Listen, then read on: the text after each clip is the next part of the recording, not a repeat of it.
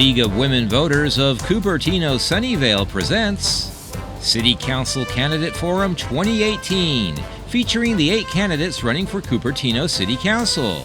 And now for tonight's moderator, Marie Ann Shovlin.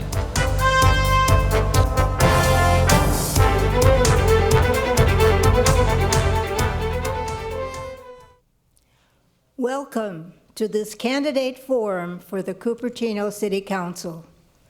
I'm Marie Ann Shovlin from the League of Women Voters, and I'll be moderating tonight's forum. The League of Women Voters hosts forums like this to allow voters to see the candidates and hear them address questions of interest to the public. Our goal is to enable voters to learn about the candidates so that they can make informed choices.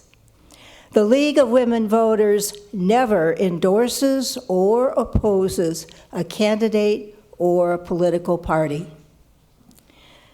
3 of the 5 seats on the Cupertino City Council are up for election this November. All 8 candidates join us tonight. They are Tara Sreekrishnan, Hung Wai, Orrin Mahoney, Darcy Paul, John Robert Willey, Tim Gorsulowsky, Liang Chao, and Savita Vaidhyanathan. Close. Vaidhyanathan. Thank you. Voters in Cupertino may vote for 3 of these candidates. The 3 candidates that get the most votes in November will be elected to the Cupertino City Council. The candidates have agreed to a format and ground rules for tonight's forum. The format is simple. I will pose questions to the candidates, and each candidate will have 60 seconds to respond. A timer seated at the front of the room will give candidates visual signals to help them pace their responses. The questions for tonight's forum were developed by a team of League of Women Voters members based on their own research and questions submitted by the public. Since we received ample questions from the public via email in advance, we are not collecting more questions from the audience tonight. This forum is being recorded and aired live on the Cupertino City channel. The ground rules ask the candidates not to use forum recordings for campaign purposes. We also encourage the audience not to record the forum because we want it to be shown in its entirety. We'll tell you how to access the forum video at the end of tonight's program. Finally, we ask the audience to refrain from displays of support or opposition. Please hold your applause until the end of the forum. We want to give the candidates as much time as possible. We'll now turn our attention to the candidates. Thank you all for running for office and for participating in this forum. Each candidate will respond to the opening question. What will be your top 3 priorities if elected? Your speaking order for the first question, determined from a random drawing, will be from left to right, starting with Tara. Tara, what will be your top 3 priorities if elected? Thank you. Well, first and foremost, I've lived in Cupertino since I was 5, since I was a Portel Penguin, and I mentioned that because that's strengthened my resolve to work in this area, and it's shaped my priorities, which are responsible and proactive city planning for our future, traffic relief and providing access to workable transportation to our residents, and environmental leadership. In terms of responsible planning, we need to actively engage residents. I know a lot of folks feel disenfranchised by our current city planning process. We also need to hold developers to higher standards so we're not growing in an unsustainable way. That means we don't allow massive office allocations without adequate housing and ensuring our infrastructure needs are met. Also, as we grow as a city, we need to grow our green space so we don't become a concrete jungle. Traffic relief and the environment, I think you'll have to look at my website, but I was endorsed by the Sierra Club, and thank you to the League of Women Voters. Hung? Okay, my top 3 priorities are probably a lot like a lot of our people. The first one is people who live in Cupertino complains about traffic, people who work in Cupertino complain about traffic, so let's do some traffic tackling. We should have short-term traffic solutions and long-term traffic solutions. The short-term is more innovative, like the POGO Ride Per Share program that Fremont Union High School District and the City of Cupertino collaborated for parents to have car share apps. And then also the long term, we really need to build resources to have regional planning, work with neighboring cities and get money and get really great neighboring planning. And housing. I'm passionate about senior and teacher housing. Our teachers need to stay with here, and our seniors need to stay with us. So senior housing and teacher housing are my priorities. I'll make sure every development has senior and teacher housing in it, and education. That's my third priority. We can do so much as a city and collaborate with the school district, do innovative programs for our teens in the library, expand library programs, so that will be my priority too. Thank you. Orrin? Good evening. My name is Orrin Mahoney. I had the honor and privilege of serving on the city council and being your mayor a few years ago. I'm running again now to help create a council that will collaboratively work together to achieve progress on Cupertino's key issues. First, balanced development. The Bay Area has a serious housing crisis with many people being priced out of the market. This includes our teachers, key to maintaining our strong school systems. We need to find ways to selectively add to Cupertino's housing stock while protecting our current single-family neighborhoods look and feel. Second, improved transportation. Traffic is the biggest challenge for the city. We need fresh approaches to this problem. While there's some short-term actions like better bike paths and intelligent traffic signals, we need a long-term plan encompassing a possible future fleet of autonomous vehicles that can maintain the convenience of a single occupancy car while virtually linking up into a bus or a train. Third, preserving and enhancing our parks and open space, and I've just run out of time to talk about that. Thank you. And you, Darcy? Hi, I'm Darcy Paul. I'm on the council currently, and I'm currently the mayor of Cupertino. I want to be able to make sure that we have enough programming space for the library. That's my first priority. I think that it's been a bit tied up in our discussions on the Civic Center, and I'd like to make sure that we secure a council majority to go ahead and release that funding to improve that library space because it's so well utilized by our community. The second thing I'd like to do is to make sure that we look at areas of Cupertino that are park deficient. I was on the Parks and Recreation Commission for 7 years prior to serving on council, and I think that it is very achievable. We need to put forward a sincere effort to do it. In the past, funding allocations have been made, and they frankly have been held up a little bit. So I think we really need to secure a majority to support that as well. And then finally, traffic and infrastructure. It's something that is not just a localized Cupertino problem. We need to work with other jurisdictions, other entities to make sure that we have good transit fixes throughout the area. Thank you. John? Good evening. My name is John Willey. I'm a California licensed professional engineer, highly skilled. My top 3 priorities, number 1 is going to be the Valco redevelopment. I've talked to hundreds of residents, and they feel they have not been listened to, they have not been brought into the process. I will be bringing them into the process, representing the residents. They have indicated to me that they want sensible growth, and that's what I will keep bringing to the table. Number 2 is traffic. We got to quit talking about it and start doing something about it. That's what engineers do. I'll task the planning department to identify the 3 most impacted intersections and road sections, identify how to rectify those, what the options are, and then start it. Let's not wait. Third is the housing affordability crisis. We need to make some serious goals to get that implemented. Thank you. Thank you. Tim? Yes, I'm Tim Gorsulowsky, and it's a privilege to be here this evening.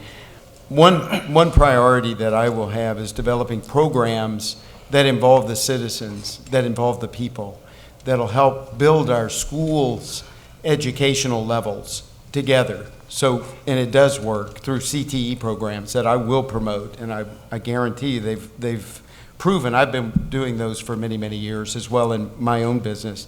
I've had the privilege of working in Cupertino since 1995. been here for many, many, many years, Saratoga and Cupertino. As a safety, security expert and providing security services in California, I will work with law enforcement to assure that as changes are made to the climate of people moving in, that we do keep up with that level that we need to be at. And so we don't get caught off guard and end up where San Jose has gone over the past few years. Thank you. Liang? Hi, I'm Liang Chao. I'd like to thank everyone for coming tonight and the League of Women Voters for hosting this forum. Your service is invaluable. I would adopt stronger policies to protect the city from profit-driven interests and hold all developers equally accountable. No developer should be allowed to threaten the city with SB 35 to claim entitlement not even granted in the general plan. I will help local business thrive, starting with the true revitalization of Valco Mall. The city should take leadership to bring in retailers meeting the needs of our residents, such as Costco or other uprising retailers. More sales tax to the city while reducing greenhouse emission with shorter trips. I would support quality affordable housing for families, seniors, and people with disabilities while controlling office growth and provide reliable transportation. Thank you. Savita? Hello, I'm Savita Vaidhyanathan. Thank you to the League of Women Voters for hosting this and for you all for having come here.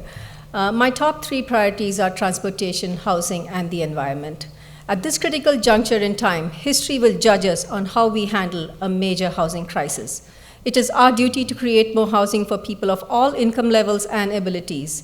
Housing for our teachers, our first responders, public health workers, care workers, and seniors. Yes, that could generate more traffic, so we need to find solutions. My near-term solutions include shuttle services, ride-sharing options like Pogo, expanding safe bike paths and trails. My time on the VTA board has taught me to view transportation from a policy perspective, and that regional traffic takes time, the relief takes time, and we need to leverage resources. I will continue to work on reducing greenhouse gas emissions, support Silicon Valley clean energy, and encourage the use of recycled and gray water. I've also been endorsed by the Sierra Club and the League of Conservation of Voters. Thank you. Thank you. Our next question is, what demonstrated prior experience make you qualified for this council member role? And we'll start with Hung. I'm always joking that I love to volunteer. So I'm on school board on the Fremont Union High School District for 11 years. I always said it's an elected position, but you have to be elected to volunteer. So I love the community, and I believe that with my 11 years on the board and the 20 plus years volunteer at the YMCA, at the Fremont Union High Schools Foundation, at the Asian American Parent Association in Los Gatos, and I have a broad experience of working with people collaboratively and get people's perspectives and really work with people and listen. And I think my strongest point is being very compassionate and good listener and taking all the perspectives. And I believe that I am, the proof is I am endorsed by all the board members at Fremont Union High School District. Whether we have differencing opinions or not, I think that's a testimony to say that I'm a collaborative worker and I can really work with it. And I think our city needs a strong leader like that in that respect right now. Thank you. And Orrin, your experiences. Well, as I said earlier, I spent 9 years on the city council, 2 years as your mayor. While on the council, I worked with a wide variety of different council members, you know, from Barry Chang to Mark Santoro to Dolly Sandoval. We all had different ideas about things, about specific projects, but in the 9 years I was there, we always managed to get together and get things done. We added a wide variety of projects to the city, Blackberry Farm Trail, the shopping centers, except for that which will not be named, all got redone, and lots of other things happen in the city, good things. So I want to get on there to work together, have a council that works together to get things done. And Darcy. Yes, I am, as I stated before, the current mayor, as well as in the middle of my first term, and I would like to really more concentrate upon my approach. I'm really more systemically driven than I am outcome oriented. And so with respect to that, what I try to do is to set up our processes so that we achieve success, irrespective of what the particular decision is. At the same time, we're in a democratic system, so we really need to make sure that we get all of these various perspectives out there. It's not easy to balance out, but I think that if you look at the metrics in Cupertino, we've been very successful over the last several years. I don't have any antipathies about disagreements. I think we need to have those disagreements and that we need to really go ahead and hash those out and do it in an honest fashion. I'm very fiscally responsible and honest. I think that our financial system has improved vastly in these last 4 years, and part of that is a lot of the work that I've been doing to correct our inefficiencies in that regard. So thank you. And John? Number one, strong ethics. My grandfather and father both fought in World War I and World War II, and they made darn sure I learned ethics. I will always represent the residents of Cupertino. Number two is I'm a highly skilled engineer. I've done a lot of analyses on the high-density projects that have been proposed, and I've brought it to the city council meetings dozens of times over the last 2.5 years. I've reached out to hundreds of residents over the last 2.5 years. I've asked what they want, what they feel about the developments that are being proposed, and that needs to be brought to the city government. I will listen, I will bring that, I will represent the residents. Oh, Tim? I'm sorry. I was waiting for you to call my name. So, I have 25 years of business experience locally. I've worked locally in this town here. I've worked in different townships and cities locally in the Silicon Valley for 25 years. I've been on many boards, had the opportunity to serve on huge board businesses over the years, negotiate contracts, and it's huge. That's a huge issue. If you don't know what you're doing, you're going to be in trouble. So it's over the years of dealing with people, and I'm available 24 hours a day, and I've been in business doing that for many years. I answer the phone 24/7, so I'll always be available to help and assist people, and I'm very compassionate. Annette passed away 2 years ago, and so I'm the Lone Ranger, so all I have to do is work, and I love it. So I would love to see this city thrive in the future. Thank you. Thank you. Liang? Hi, so I have a PhD in computer science from Princeton University, and I have taught in universities in US and in Germany. I have worked in industry for 20 years. I am a problem solver. I would look at what's the root cause of a problem. If we only solve housing problem, that's going to be a Band-Aid. And if the root cause is rapid office growth and the lack of transit, then that has to come into the solution. I'm committed to transparency and evidence-based decision-making and fiscal responsibility. We must ask, what's the role of a city council? Are we here to collaborate with our city staff and the developer? No, the role of city council is to supervise. We are supposed to find out to ask critical questions, to identify problems of the proposals put before us. That's our job. Thank you. Savita? Thank you.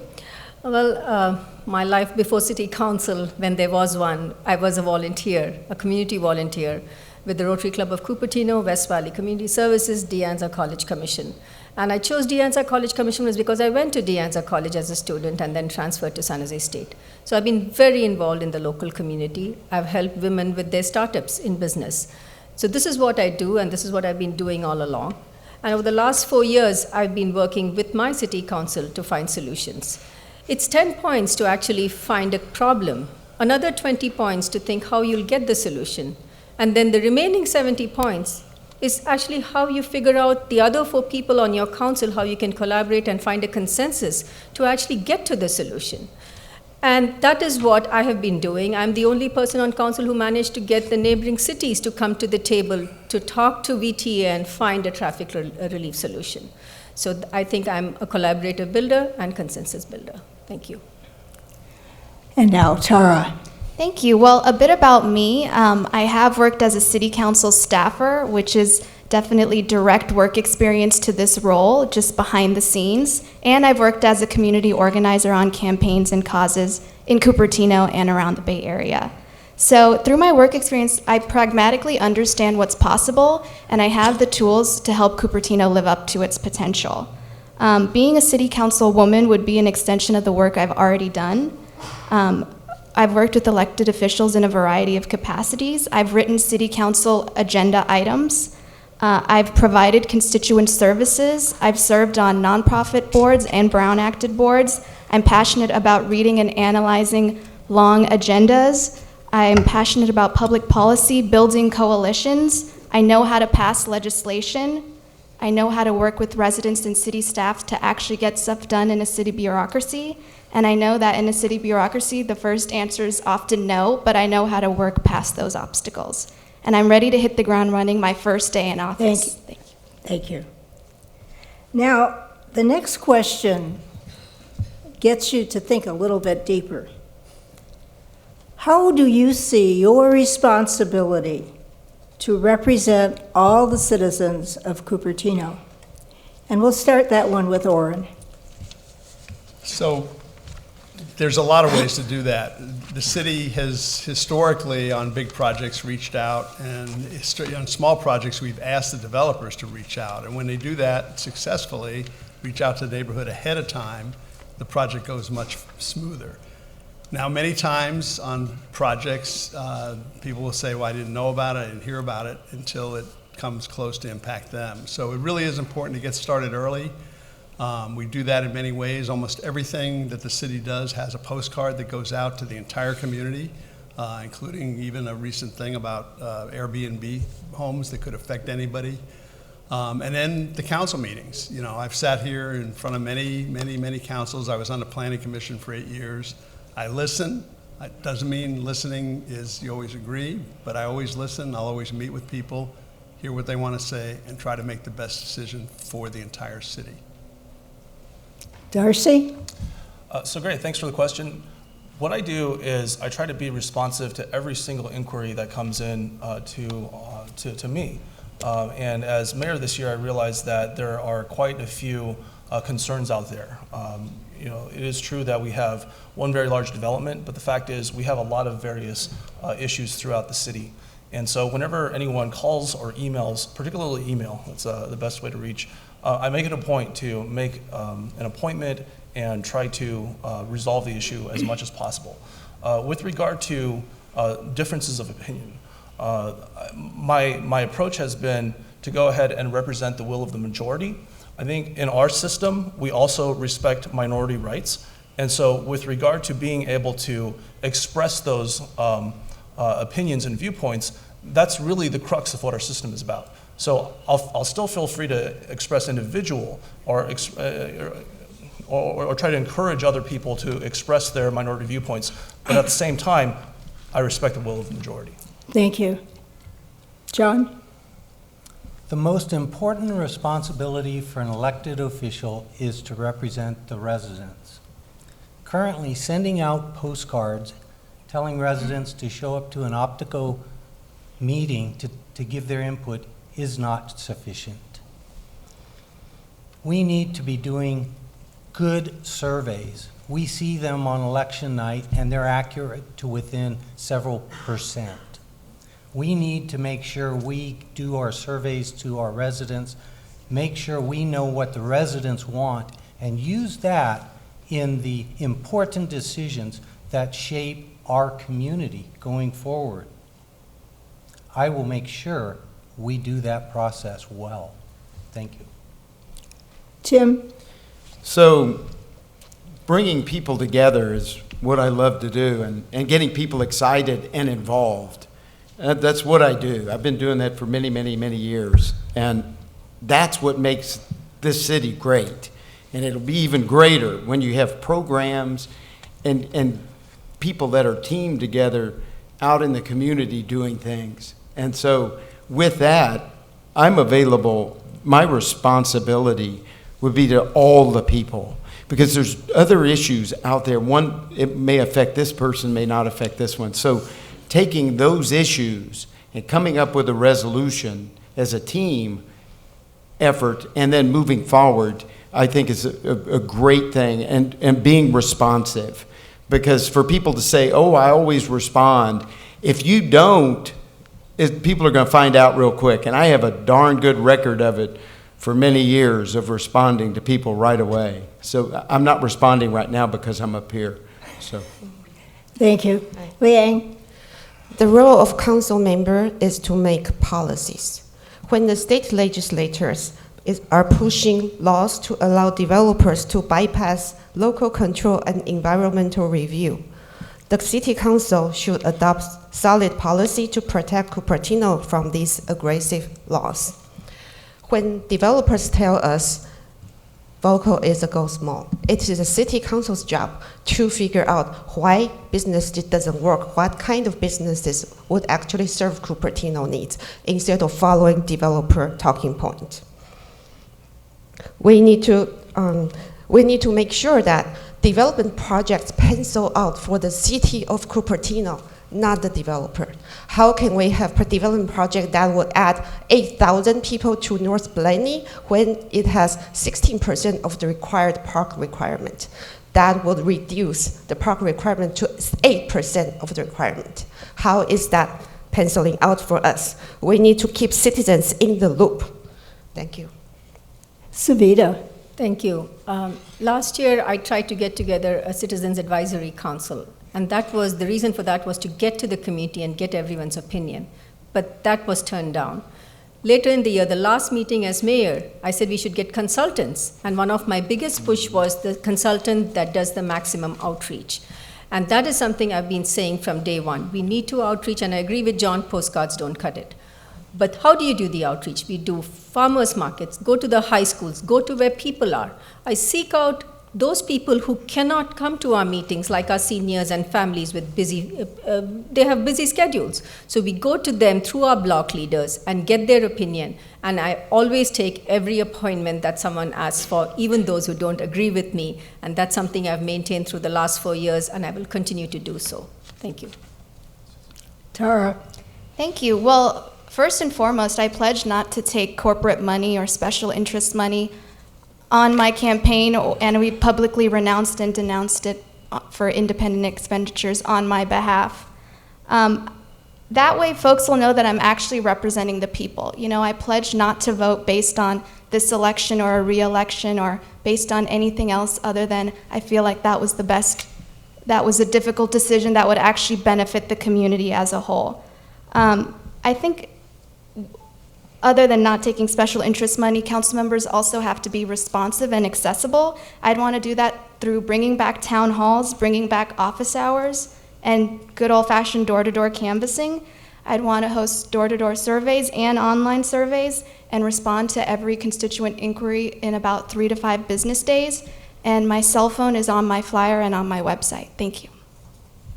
Thank you. Hung Guai? One of the beauties of Cupertino is our diversity. Just look at our last names. We have Paul Wei to Gorsulowsky to Vaidhyanathan. We have diverse populations. So when we make decisions, as one of the testimonials that they sent to me, honesty, integrity, and fairness, those are my guiding principles whenever decisions I make.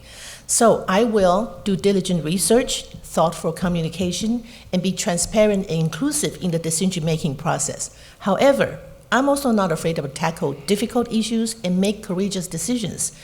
Our decisions, the day we made, is not for us. It's going to be for the next 56 years, for the next generations. So we need to make thoughtful decisions for the future. Be innovative, be imaginative, and build the best Cupertino for the generations to come. I am for the kids that's coming after us. And as long as we're guiding principles, as well as we have honesty, we have integrity, and we be fair. Thank you. Thank you. Our next question starts going into some of the issues facing our city. State Proposition 10 provides for cities to establish local rent control policies. Do you support or oppose Prop 10, and why or why not? And we'll start that one with Darcy. Well, let me start by saying this. I think that rents, if they are escalating too high and creating a great deal of displacement, are a real problem. And so I do respond and respect everyone who wants to get engaged in the process. When the California Apartment Association, which has supported me in the past, asked for endorsement questionnaires to be filled out, I filled it out. I went to the endorsement interview and I said, look, I really respect what you guys do and get engaged in, but what I'm not going to do is ask for your endorsement, because I think that we need to keep an open mind with respect to this particular issue. I think that we have a missing middle, we have a housing crisis, and if your rent 5 years ago was $1,000, and now, for example, it's something more on the order of $2,500 to $3,000, I think that it is very important for us to be looking at this issue. So I'm keeping an open mind on SB 10. Frankly, I don't see rent control happening in Cupertino in the next 4 years, but I want to send that message that it is a very important issue to look at, and that we need to be very cognizant of issues like displacement. Thank you. John? Yes.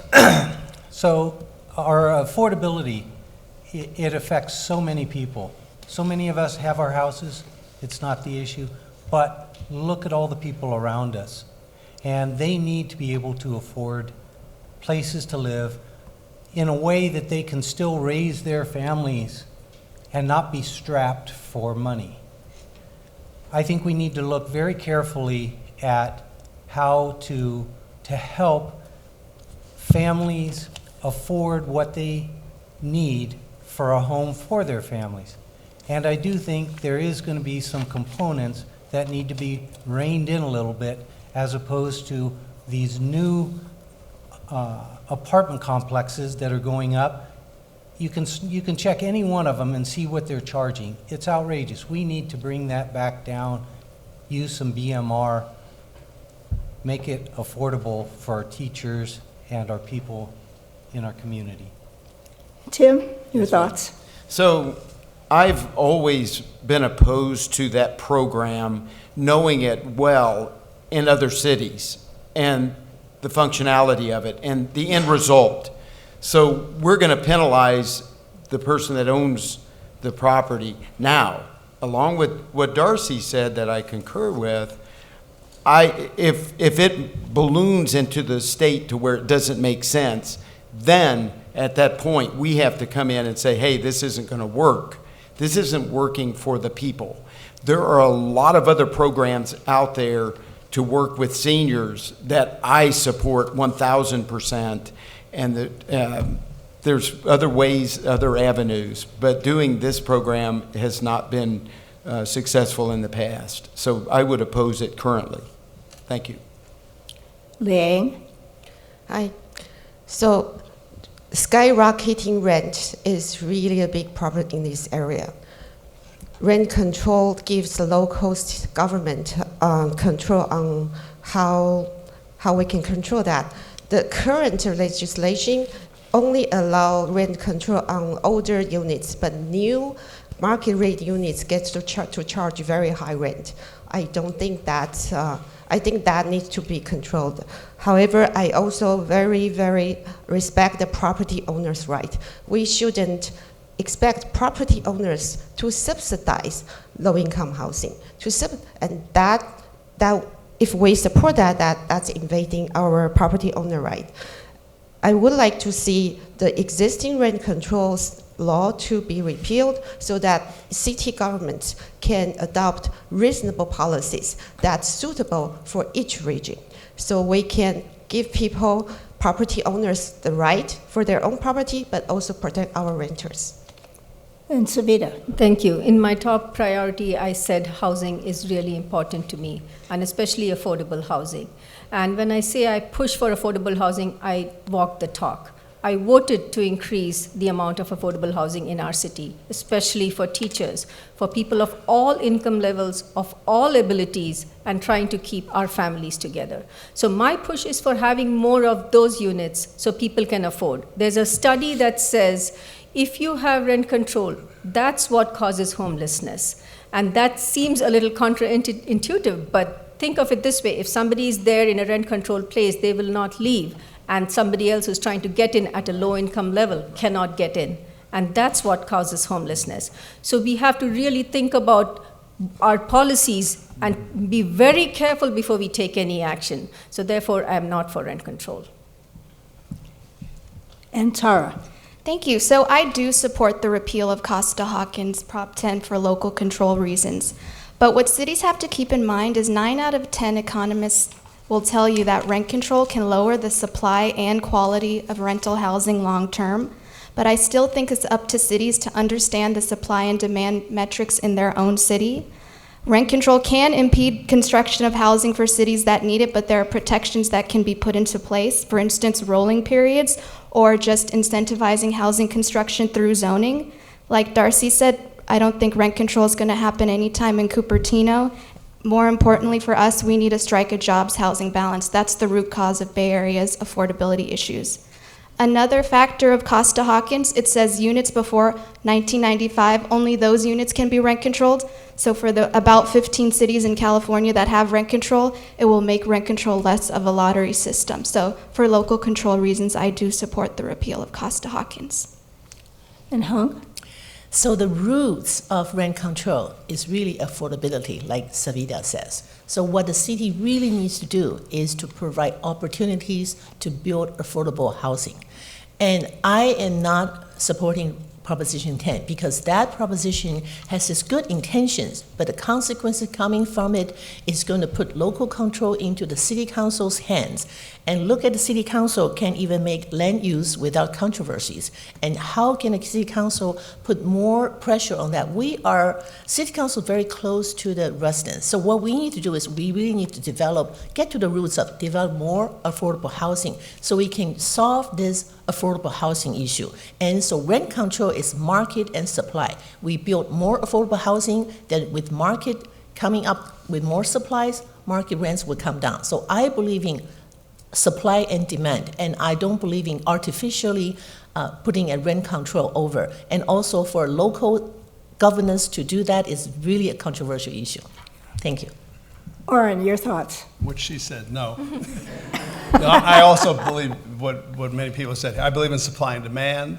Rent control has added 0 new housing, so that it's against where we're trying to go.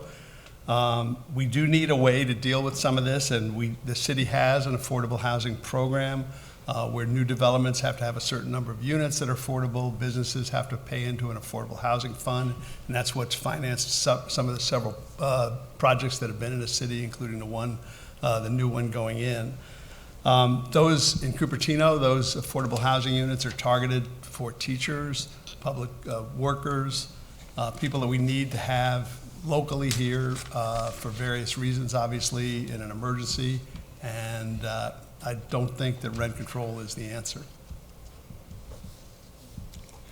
Our next question addresses another issue in our city.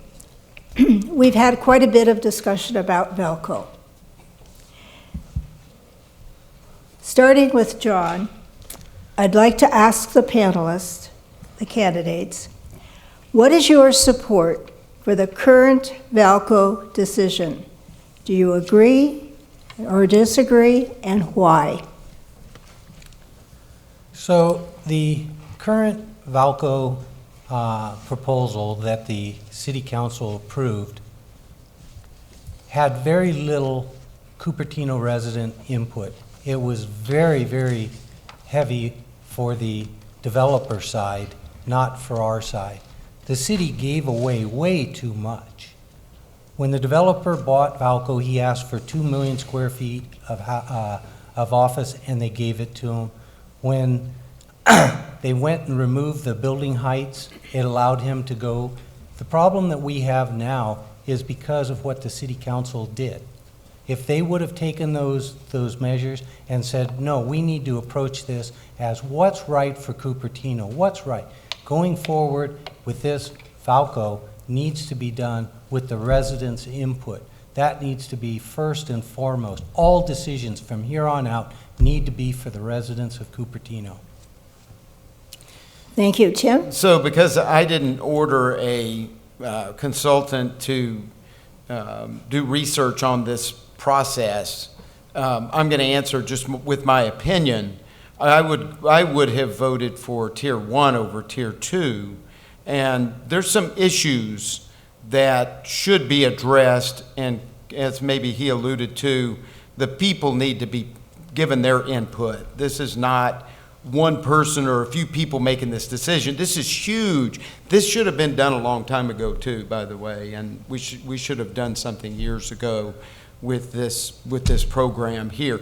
The one thing that really is disturbing is the 40 units for, and I believe it was 40 units for the seniors, and I would be totally opposed to that. There needs to be a lot more put in there for seniors, and I would look at minimizing the low-income process, and that can take place by the builder buying out the low-income housing portion thereof. Thank you. Liang?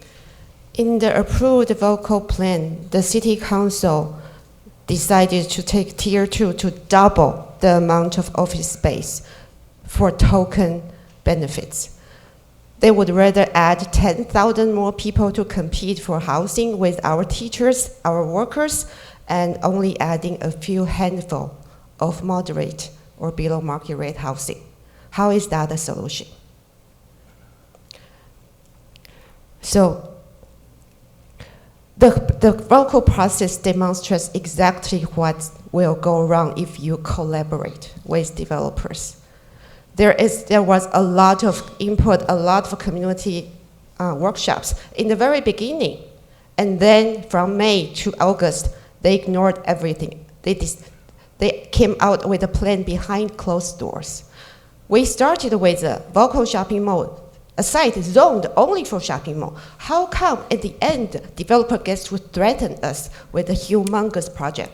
That's wrong. Thank you. Savita?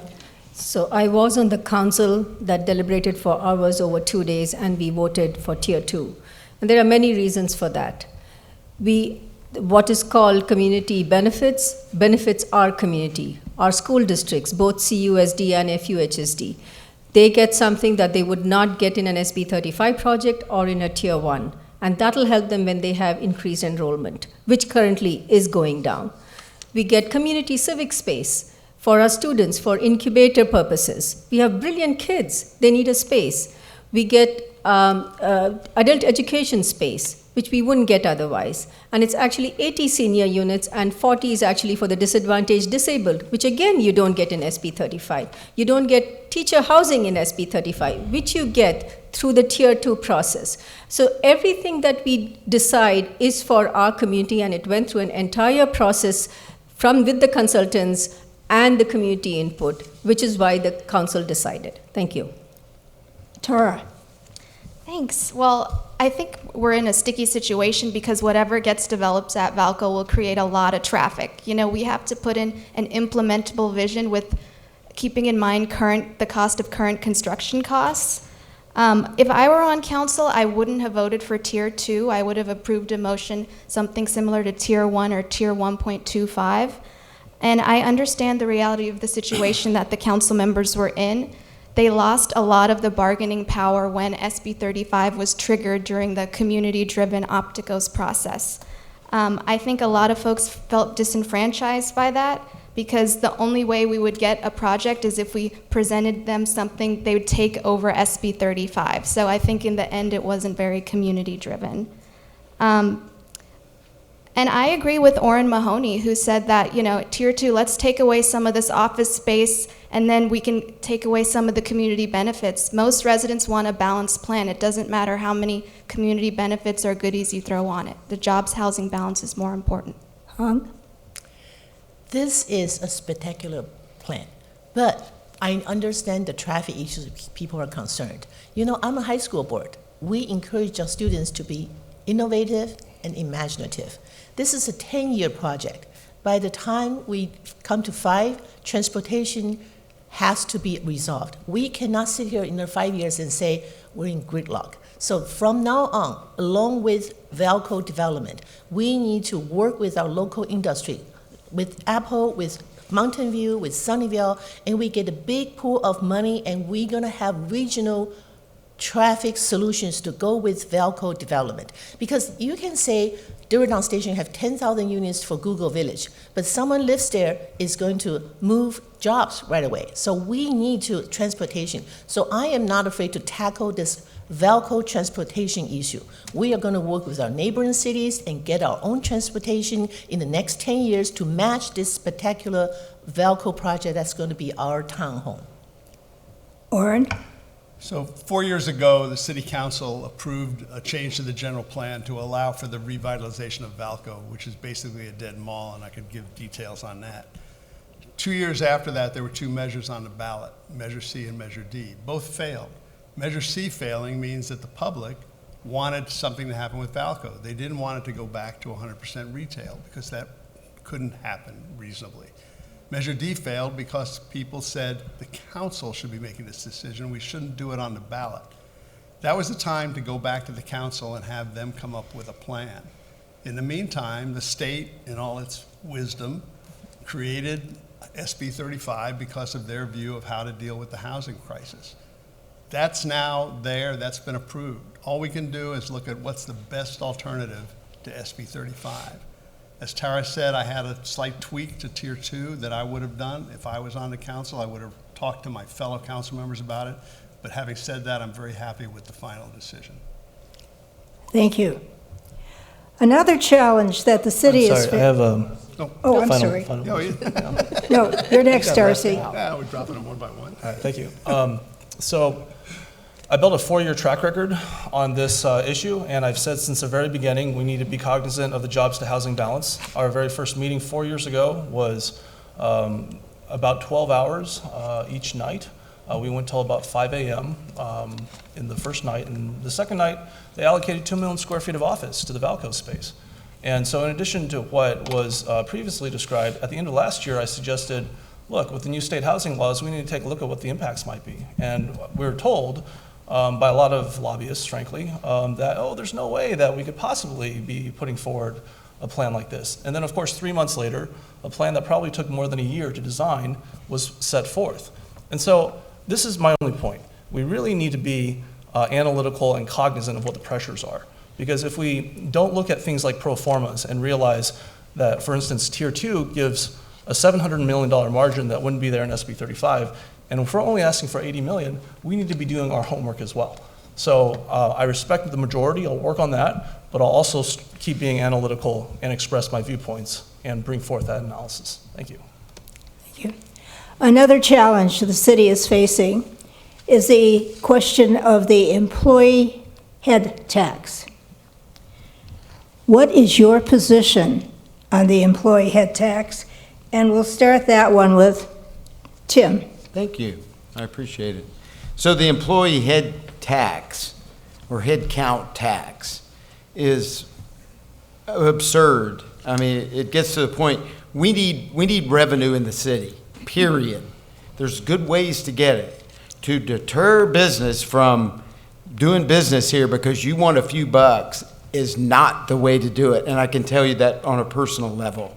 Absolutely. I've deflected some cities because of the number of, it was huge number we would be paying to do business in a certain city. And it absolutely detracts. That's the opposite approach of what I do. I lure people, I lure the business. That's what I want. And that's what I do. I mean, I've done this for many, many years. So with that, I absolutely would oppose it 100%. So an increase in it.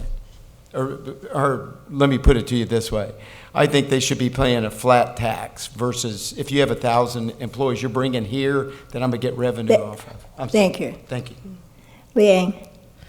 I think whenever we tax business, it has to be used to help the business thrive. It has to be used to help them have better business and more profit. Employee head tax, it depends on how it's structured. Definitely, we don't want to be impacting the business that already have very small operating margin. If possible, I would be willing to look at employee tax that might be charging those businesses with very high profit margin. And, but then I wish that we don't have to go there. I wish that if the city and the business can come together, figure out the ways for the business to chip in and help the cities look at the challenges for housing and traffic, then we have a real solution. Then we wouldn't need to change the current business tax structure. And Savita. Thank you. The reason we even started the process for the headcount tax was to answer to the people who are asking for traffic relief. So this was a way to see if our businesses would support something where we would have a headcount tax and put that towards a vote to the citizens and then figure out if it would go to traffic relief, what the citizens wanted. As we were going through the process, we ensured that the small businesses would not be affected. And yes, the largest employer would be affected. But in all our conversations, when we talked to the largest employer, it took several discussions to get them to the table. And they said, we will give you a letter that actually says that we will help with the traffic relief and work with VTA for solutions on 85 and Stevens Creek Corridor and 280, what you exactly want, and the local shuttle service. They gave us a letter like that if you don't do the employee head tax. So we said, we agree with you, we thank you for your faith in us, and we'll table this for a whole year. We hope Apple will keep their word. Okay. Tara? Thank you. I see the head tax as an option along with another form of a public-private partnership. I see it this way. If we don't find transportation and housing solutions, Silicon Valley and Cupertino will become less economically viable long term. I think it's in Apple's interest to work with us on mutually beneficial projects to plan for economic prosperity in the long run. Of course, I don't think it should affect small businesses. I see how it was done or being put on the ballot this November in Mountain View as a model. They have a positive working relationship with Google. I think the big mistake here was we, for whatever reason, didn't actively engage Apple for a longer period of time. It was sort of just thrown at them at the last minute, from my understanding. Also, the money should be allocated because I'm sure Apple will want to know what exact projects this will be used on. And I know in Mountain View, they worked with a transit consultant to work on specific transit improvements. Thank you. So the headcount tax is actually a new business tax. And then we are in a place that we are going to raise each other up. I believe in collaboration. I believe in that's where the skills come from. How do you make collaborative efforts and talk with local businesses and let them invest into the community? This is an investment that Apple and major companies can invest into the community. This is for the benefit of the employees as well as for our residents.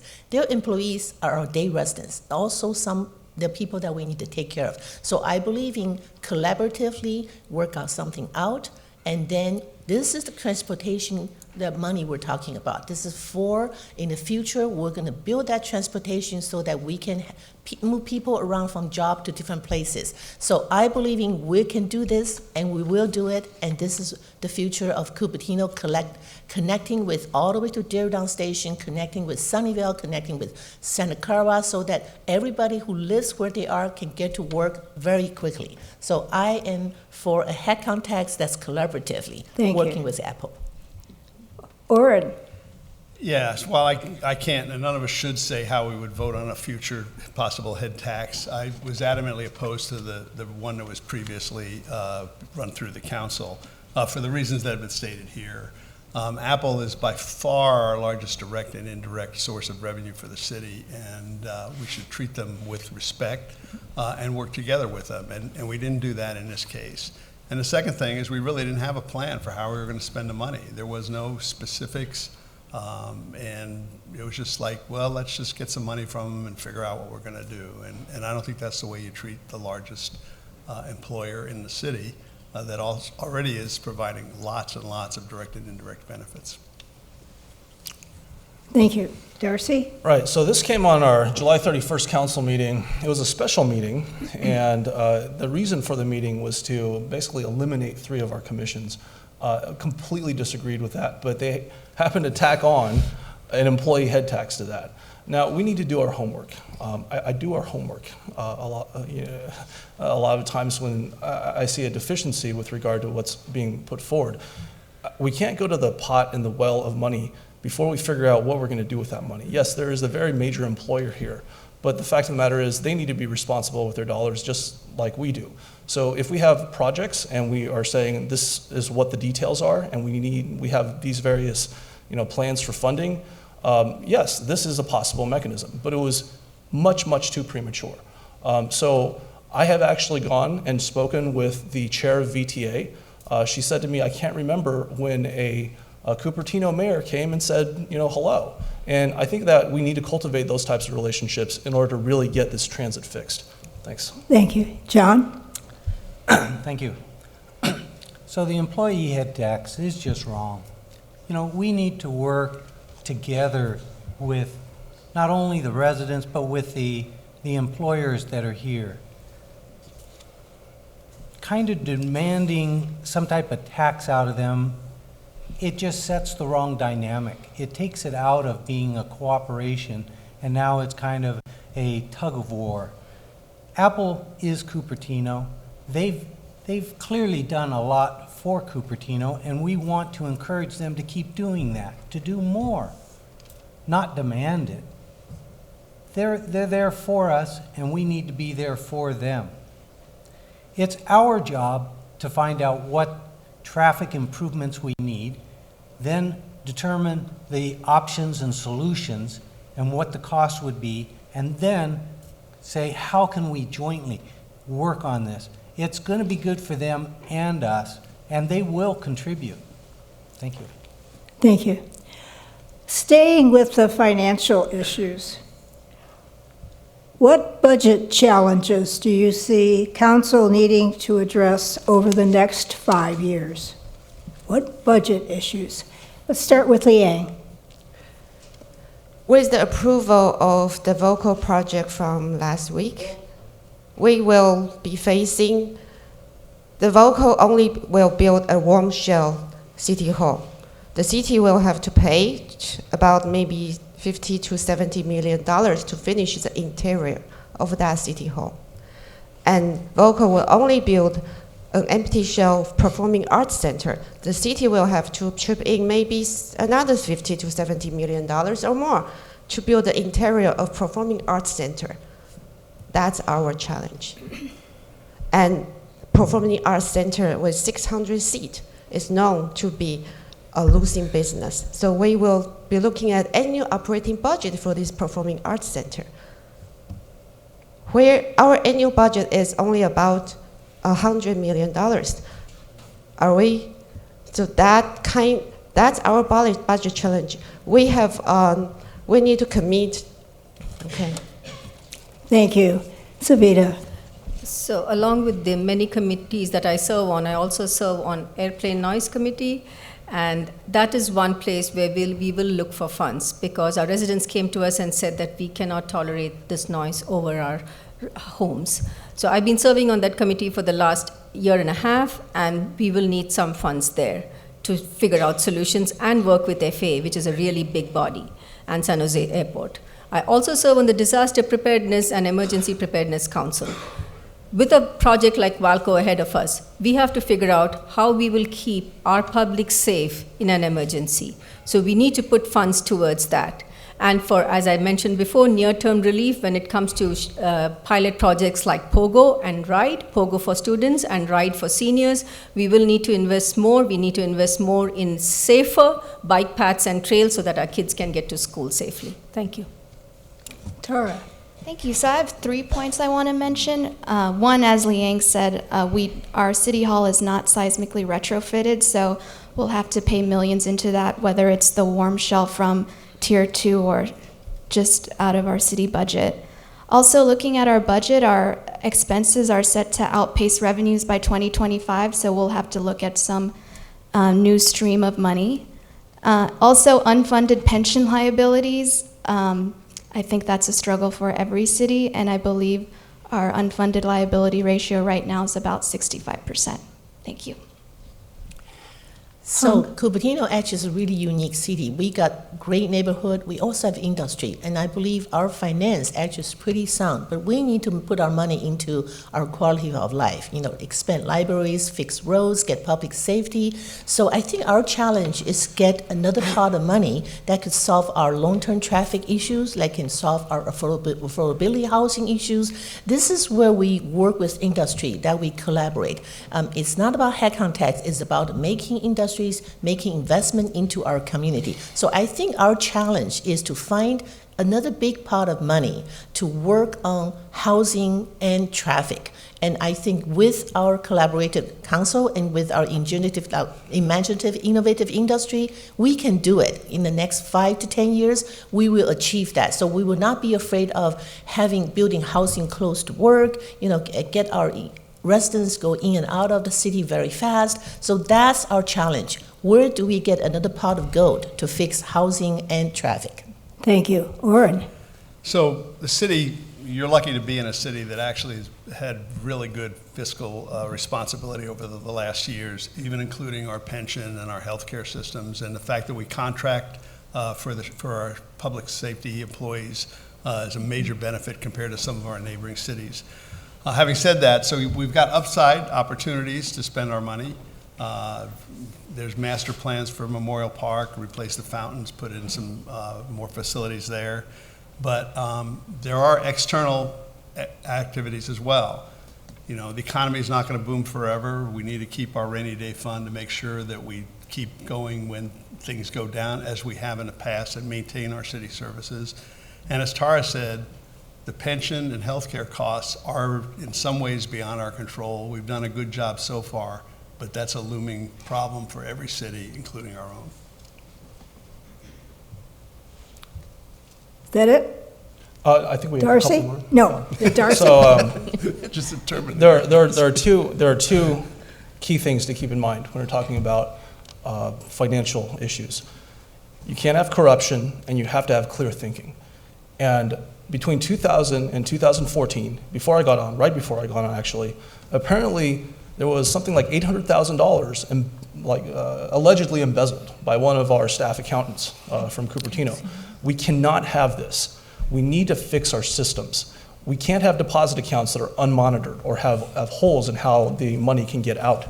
So if you look at the dot-com bubble, if you look at the housing bubble, it's basically a lack of clear thinking. We need analytical people to take a look at what the factors are and be very, very honest about what the motivations are. And so, it's very simple. And frankly, if we do that, we'll continue to thrive. If we don't, then you're going to see holes in the budget. You're going to see exacerbated problems down the line. Thanks. Thank you. Tim? Oh. Or, okay. I'm sorry, John. Oh, I was thinking John. So, I personally am very fiscally responsible, and I think the city needs to be too, so I would be approaching anything very carefully. And we don't have a fiscal problem in Cupertino. We don't need a lot of office space to generate that kind of money at the expense of our traffic and stuff. But in terms of a potential problem that I see on the horizon is going to be due to all the traffic that's going to be generated from Valco. Depending on the final mix, 50,000, 60,000, 70,000 vehicle trips per day at that corner, Wolf and Stevens Creek. It's going to impact so many places, 18 intersections. A lot of them are shared with the other communities, and so they're not going to get fixed. We're going to have the problem without the fix. We're going to need to truly spend some money because that is in our community. Thank you. Tim? So a real brief answer to that. In 1995, I provided the worldwide security for Symantec. Some of you people have heard of that company and remember it well. I started there and ultimately sold the company that I had previously, but I was there for 10 years. What happened to Symantec? So here's the reality. If you don't have someone that's going to be devoted to going out and getting these type of companies back in here, and you're going to depend on one wishing well to bring all of your funds in, you're going to be in a heap of trouble. So you need other sources of income here to maintain it over a long period of time, and that's a huge issue to me.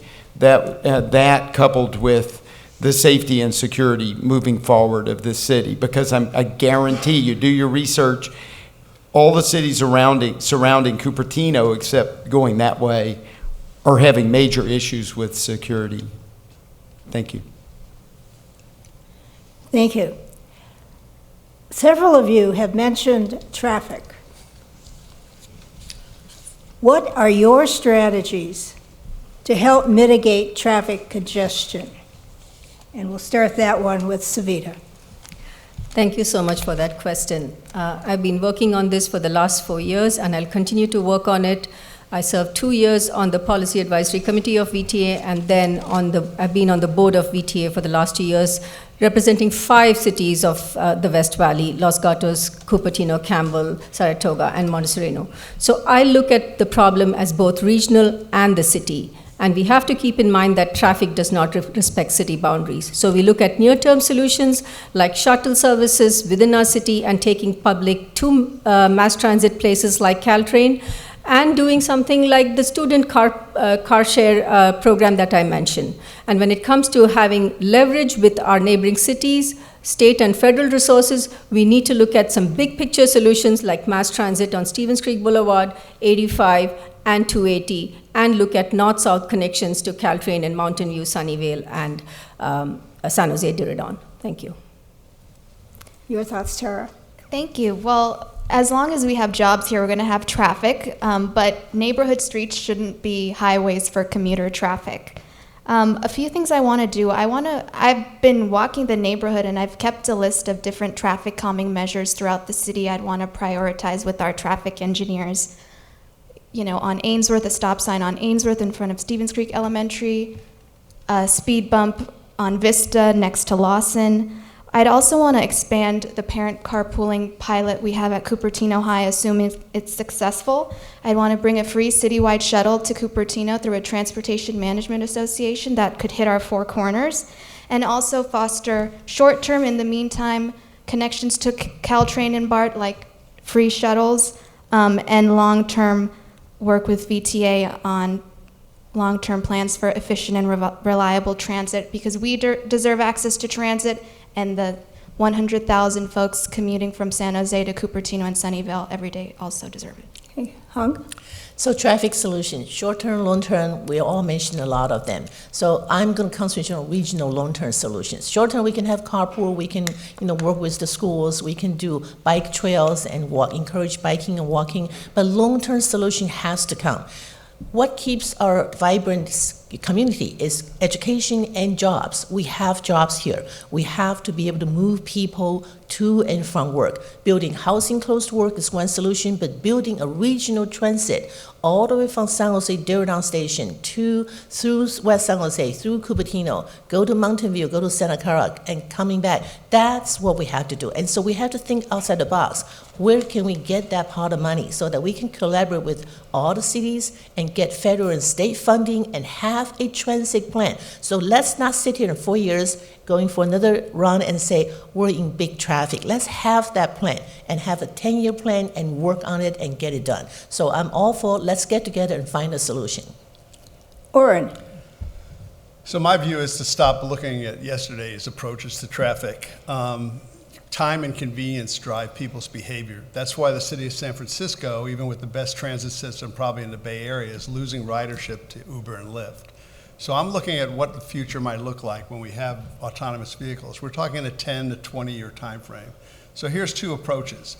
You get in your autonomous vehicle and it takes you to the bus stop, and you get out of your autonomous vehicle and get on the bus, and then you get off the bus, and then you go in another autonomous vehicle to get to your final destination.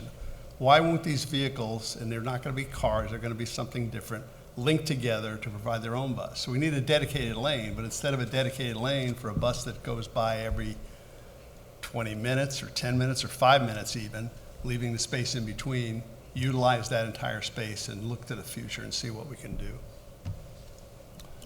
Darcy? It's important that we have aspirational, innovative solutions. in the 10 miles between Diridon Station in downtown San Jose and De Anza College, it takes us approximately an hour to get there in traffic in rush hour on a weekday. So that is an unacceptable time. That was unacceptable in 1950, given that technology that we had at that point. Right now, we could probably get there not just in 60 miles an hour, we get there by the speed of sound with regard to the innovative thinking in mass transit. And I think that if we were to go ahead and really tackle this problem, we could get people very excited about adopting things that make us the innovator in this space. And so there's no reason that we can't push this forward. And I think that our relationships with the various agencies are going to be just so critically important. That's why I do my homework and try to forge those relationships on a meaningful level and bring forth these types of ideas. Locally, I think we really should be looking at a shuttle system in Cupertino as well. Thank you. And John? So, traffic congestion is here today. And so let's talk about today. Of course, we will hope to do many things for the future. The problem is clearly number of vehicle trips per day. So let's try and do what we can. If we're in Cupertino and we're going someplace in Cupertino, it probably makes good sense to have shuttles that'll take us from point A to point B, and we'll be able to address some of the vehicle trips. There's still going to be a lot of vehicle trips per day that are still going to be contributing to the congestion. What we need to do is identify those points that are the bottlenecks. I said earlier, pick 3 and start working on them. If it's a bottleneck, let's put in, say, a turn-only lane. If we already have one, let's make it longer. Let's get the bottlenecks out of the equation, the cars that are stopped and not able to move. Thank you. So Tim? one of my goals would be, and believe me, and I know you all experience it, especially during the business hours. One of the goals I would see me reaching out to VTA, some of the people I know there that are professionals that do this stuff, also consultants, and come in and really come up with a program that works. And what has happened in other cities this size that have these issues? What has worked? So we know van pool, when we offer vouchers, those work. If you don't offer an incentive, why would I leave my car in the garage and do a van pool? So there's an incentive. If you offer that, does it actually work? And we know it does. So coming up with those programs and a plan that works prior to, I think you've got to do something because it's a nightmare. And my goal would be, in 4 years, I'd love to come back and tell you I took 20% off the road, at least. So have a goal. Thank you. Liang? For traffic, that's the biggest issue in everyone's mind. A very simple solution is don't add more cars onto our highway when there is no capacity.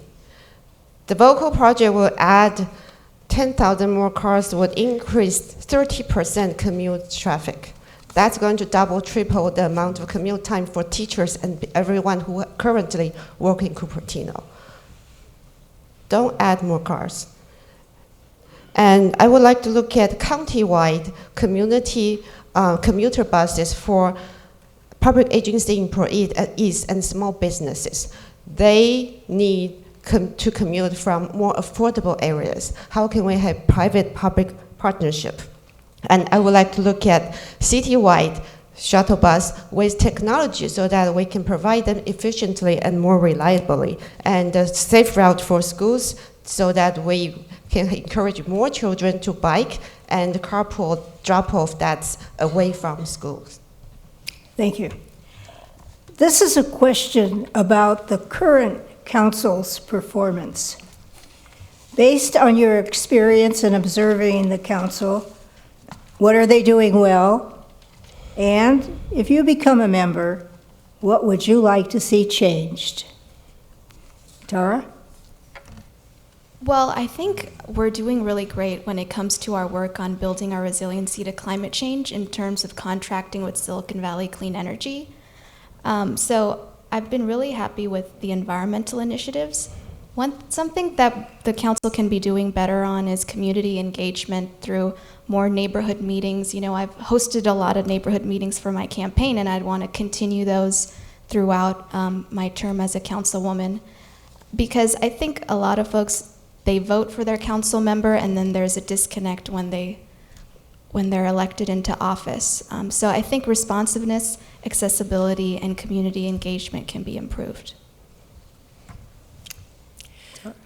I would love to bring smiles into our council. You know, we are citizens of the city, and we love our city. We're here to volunteer, to be elected to volunteer because we care about our community. I believe our council members need to really collaborate and work on respect each other and also listen to each other and do studies and make things happen. We're here to find solutions.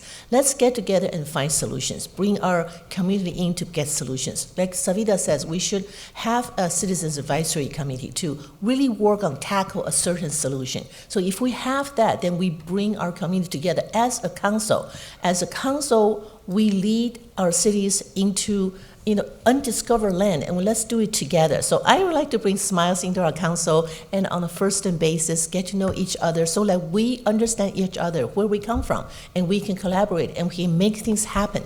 We can really make decisions as a group, and then we can lead our city, not split our city. So I would like to see our council members smiling at each other. Thank you. Orrin?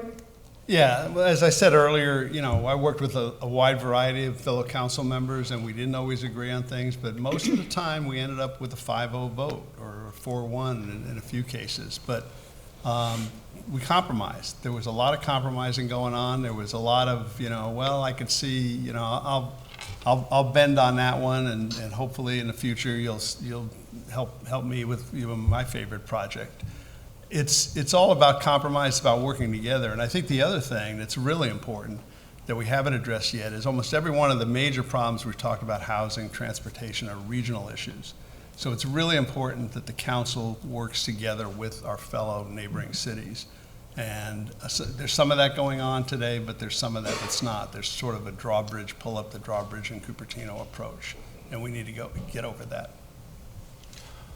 Darcy? I think we're doing a good job in our discussions. We're having a very good set of discussions, for example, over the employee head tax. The Valco issue was a 14-hour meeting and 5 hours of public input with another 5 hours of deliberation by council. I thought it was a very positive overall totality of our community sentiment and outside of the community sentiment, along with a presentation of the various factors. For me, external happiness is a little bit more internalized and satisfied by making sure that you get all the details right. I think that at the end of all of this, what we could be doing is giving a little bit more. That's true. For the Valco issue, I did try to put forward 3 amendments, and it would be nice to have a little bit of that type of discussion. I don't think it's necessary for us to say, you scratch my back, I'll scratch yours. I think it's really, the mentality is really more, let's be clear-headed about it, let's put the cards on the table, and at the end of the day, yes, we're still all friends, but the process is about putting the various perspectives out there. Thank you. John? So I think as we hear in the council meetings and things that there are good things happening. Councilmen are working with, trying to work with VTA and do things like that. But the number one thing that needs to be driven home is residents. We need to be engaging the residents. In this day and age, how can we continue to let the residents not be the reason we are here? We are here to represent them, but we need to get out and interact with them. I had said surveys, that's one good way. That kind of sets a baseline. We want all of Cupertino to be weighing in, and we want to know how accurate that is to within a few percentage points so we can do the job to represent you and make sure that what we're doing is what you want for our community. Nice. Tim? So, again, back to where I was with, I've served on a disability advisory committee. Interconnectivity with your people is huge, and I think that I don't see that. I don't think I've ever seen it per se, But I think involving the citizens, giving them the opportunity to give back and exciting the people with the idea that, hey, I can be part of this. I can be part of the decision making. Or coming up, for example, the city of Cupertino has huge issues with disability. I mean, I could take you around right now and walk you around. There's huge, because I know I've been doing it for years. There's huge issues that need to be addressed. Let's involve people out here and let them be involved in it and make recommendations and get federal funding and get funds that are available out there that we're not even taking advantage of. And I know about those. Trust me. Thank you. Thank you. Liang? We need more transparency, especially for development project. For Valco project, the particular specifics like the number of housing units, the actual square footage of office was buried in hundreds of pages of documents. It wasn't published on the website until 1 week before the council meeting after I emailed the city. How can we hide such detail that people care about and then expect people to comment before the council meeting? We need better community engagement using technology. How come there hasn't been any survey done for local project? And we need to engage our citizens. We have a lot of talented citizens.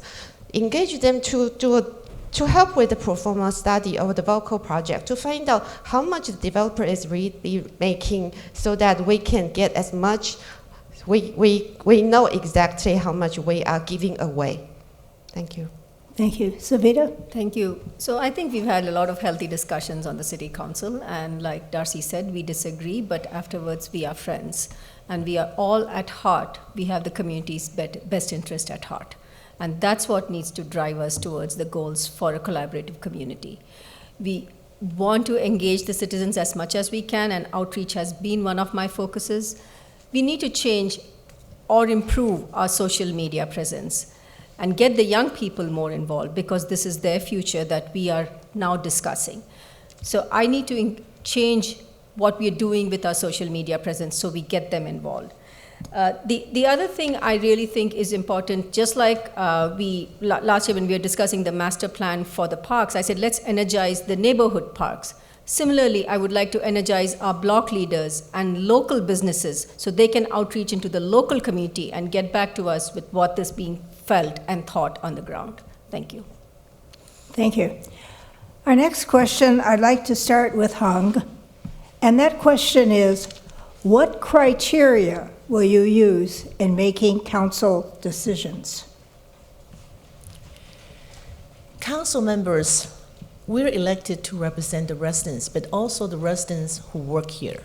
And I'm the first one to say I don't know everything.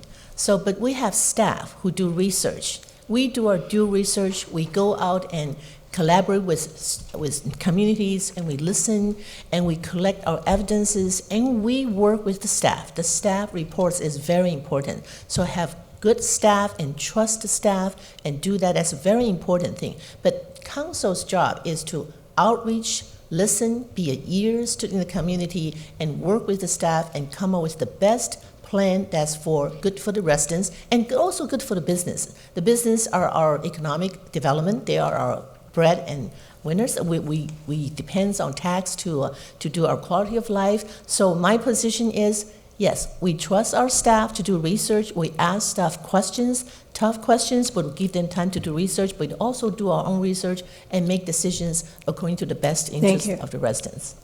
Orrin? So I agree. We have a great staff here in the city, and it does start with the staff for the basics, the numbers, the details. But then you do have to have public input, and we have a lot of public input here, certainly in the time I was on the council, and I was on the planning commission for 8 years as well. But in the end, you have to do that balance, that balancing between what might affect a small neighborhood versus the good of the city. My experience is that 98% of the time, the worst case scenario that gets painted never happens, and people are usually happy with the results. And I can give you case after case where that happened, where the world was going to come to an end if we had another entrance into Blackberry Farm from Scenic Circle, if we put a dog park down on Mary Avenue, et cetera, et cetera. So we've got to kind of look above the fray of people coming in worrying, appropriately so, about particular things, and based on our overall experience, mitigate any issues that we can, but then ultimately make the right decision for all the residents. Darcy. So it's a very multifaceted role. So I've been in it for almost 4 years now. And when you get on, you're trying to figure out what staff does, you're trying to figure out what the external forces do, you're trying to figure out all the various balances of residential sentiment. So I was sitting here probably maybe even a year in, and I had a bit of a very obvious epiphany. And that was, we have made a systemic leap of faith with regard to how we conduct our government. It is not paternalistic. It is something that we have asked people to cast votes and have them represent us. Our constituency in Cupertino are the voters of Cupertino. So that really helped me crystallize the method going forward. So, and it's very straightforward, but it's not something that's easy to balance necessarily. There are a lot of other external factors as well. But ultimately, what I try to do is get a sense of where the temperature of our community sentiment is, and then place that in the context of a particular decision. Thanks. John. So, once again, my criteria is the residents. That's where it starts. What's the issue that we would be looking at? The first question I'm going to ask is, what are the residents thinking about this? What do the residents want? Okay, now we go as an engineer, we go and we look at it, and we look at the details, and we say, well, there's a lot of little facets, and they're going to impact different areas of our community, and we need to now take that detailed information to those areas that are going to be impacted, just like the Regnart bike path. There are going to be parts that need to be taken out to the residents and let them know, and then once again we come back, what did the resident majority decide? And that's what we need to then vote on. Good information to the residents, and then implement that. Thank you. Tim. So, intel is everything. I don't, as she alluded to down there, I don't know everything yet. But I guarantee you the only way to really go is go out to the source, go to the people that do know. And being conservative and very frugal with other people's money. Because you need to, if I'm recommending or coming up with a plan or an idea, it's going to be with my wholeheartedly pocketbook in mind, because I truly believe that we spend more by not having the knowledge than we do by just saying, what do you think? I don't think. I want to know before we make decisions.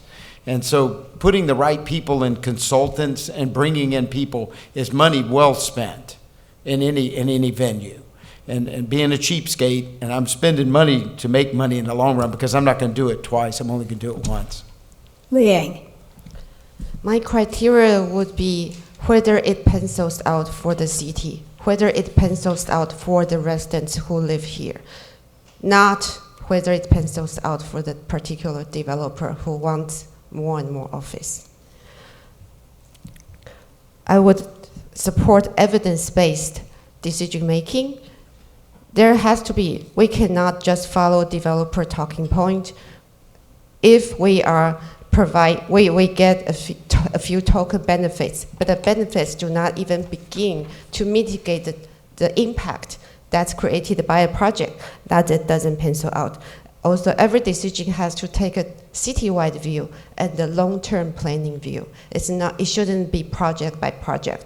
If we need housing, how many housing sites we have that's in Cupertino that's already zoned housing? Actually, that's both sides of Stevens Creek.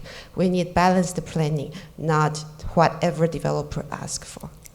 And Savita. So when we get a proposal on the table, we get a staff report. And I do my homework, I read everything, and I ask questions of staff. Then I go do my own research. I thank John for bringing up the Regnart Creek Trail. I did 4 ways of research on that. I walked it, I went on a bike ride, I went on a golf cart with staff, and then I drove the neighborhood by car to see what the alternate routes were.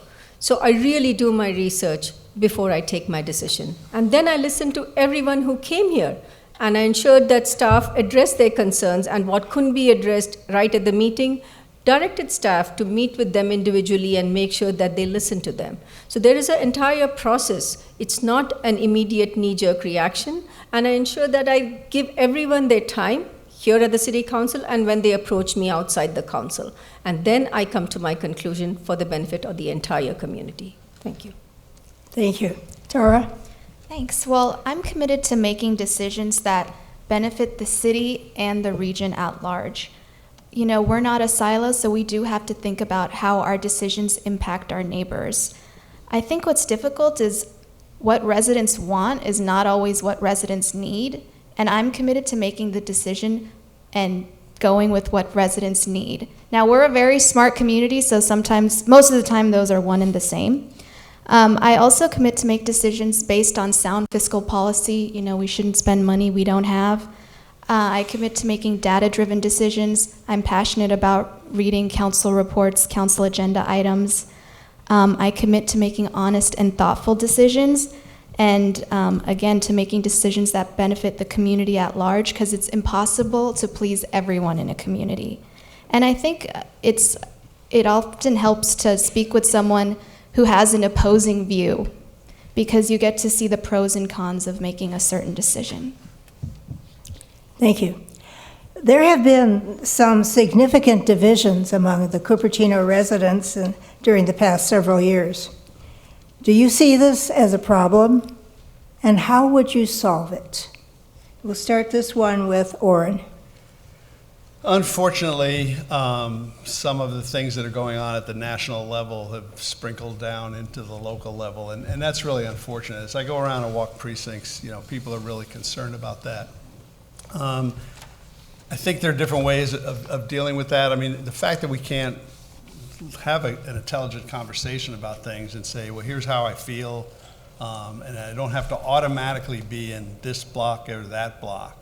So we need to work on that to start with. So you're not in this or that, or you know, I want development no matter what. You know, I love the developers. I'm against any development. We need to start working together on specific projects, on specific areas, and the council has worked together on the current council on things and moved things forward where they do agree. We just need to do more of that. It is really tough with the environment in general. The social media does not help that. Let me just say that. You know, people listen to themselves and it just gets worse. We need to think about that as well. Yeah. Darcy? So, you know, there's a difference between collaboration and collusion. And I think that what we really need to do is to make sure that we're committed systemically to hearing people's opinions and perspectives out. Are there going to be disagreements? There are fundamentally going to be disagreements because of the fact that that is how we've designed the system. We want to get all of those various viewpoints and perspectives out there. We're not going to give everyone what they want 100% of the time. You know, until we figure out how to create parallel universes with unlimited number of outcomes, that is just not going to happen. But what is going to happen, I hope, is that we can improve our civic nature of our dialogue and just make sure that you don't have things like personal, anonymous attacks. I mean, that's just not something that really helps the overall cohesion of our community. It's just not something that helps get resolution. It's not something that helps with regard to making sure that minority rights are preserved. And by minority, I don't mean I'm a minority. What I mean is that if you're not in the majority, get your perspectives out there and respect other people. Those are the key things to make sure that our system not just works well, but works fantastically well and is the best possible one out there. Thank you. John? So, unfortunately, the divisions have gotten more extreme lately, and I find that real sad. We're all very unique individuals. I don't want anyone else to be like me. And when we don't respect democracy, that's what it then boils down to. Just everybody arguing We are in a democracy where everybody gets to vote, and then the majority opinion is what the decision is. And when we all accept that, we can have great conversations. We have to respect that first. It's a democracy. Everybody's going to get one vote at the end of the day. Let's share our ideas. Let's pat everybody on the back and know that the end result is going to be democracy. So I think at the end of the day, we're living in a different environment than we did 20 years ago. I mean, it's wild. We find out all this info, and it changes people's attitudes and in a moment's notice. I mean, you went from happy to mad to sad. So I've always been of the peacemaker type, and I love to be around people and make them happy. And I think if we work together to do that more in our environment, especially on a city council, and you're dealing with people, you can change that negativity and drag it away and throw it in the garbage bin. And let's keep people moving positively together.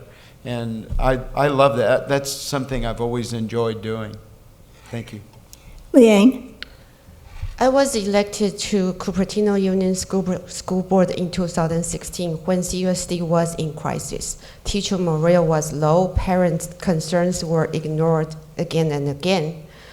Now, in 2 short years, the school district will have brought a lot of positive changes to the school district. The leaders from all 3 unions have endorsed me for the city council race, even though they didn't want to see me leave. They say I was the first board member who approached them right after board meeting to introduce myself. To not have a divided community, we need city council members who take the leadership to reach out to the community, even though to the people who they don't agree with. We talk to all the community members and actually address their concerns, not just taking a concern and then ignore them. The city council shouldn't be going in a direction that's totally different from what people are asking. So communication is what would bring us together. Thank you. Savita? So as I said before, 10 points gets you the problem.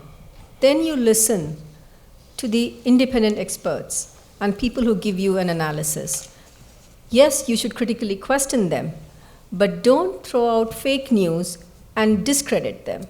We need to have some kind of a group who listens and then asks questions and then comes to a conclusion.